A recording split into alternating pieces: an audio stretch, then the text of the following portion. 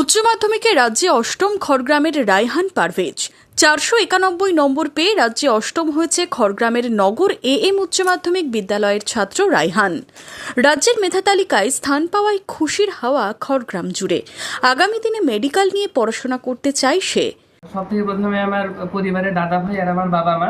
প্রথম থেকে আমি যখন 11th উঠলাম সব থেকে বেশি গাইড করেছে আমার দাদা ভাই প্রথমেই বলে দিয়েছিল কোন কোন স্যারের কাছে পড়তে হবে, কী সাবজেক্ট কীভাবে পড়ে নিয়ে যেতে হবে, সবটাই আমার দাদা ভাই বলে দিয়েছে। তারপরে যেভাবে গাইড করেছে আমি সেভাবে পড়ে গেছি এবং আমার স্যারদেরকে খুব ফলো করেছি। স্যাররা যেটা আমাকে হোমওয়ার্ক করতে দিতেন, স্যার যেটা করতে বলতেন আমি সবগুলো মনোযোগ সহকারে করতাম এবং এর জন্যই পড়তে এসেছি। আর আমার বাবা মা দিদি তো সব থেকে বেশি।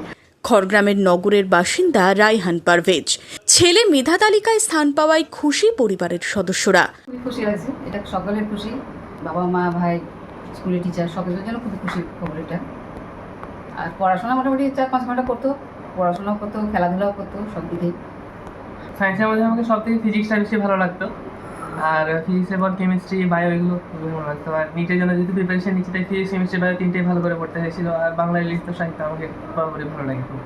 বৃহস্পতিবার প্রকাশিত হওয়া উচ্চ মাধ্যমিকে মুর্শিদাবাদ জেলার 2 পড়ুয়া প্রথম 10-এর মেধা তালিকায় স্থান পেয়েছে।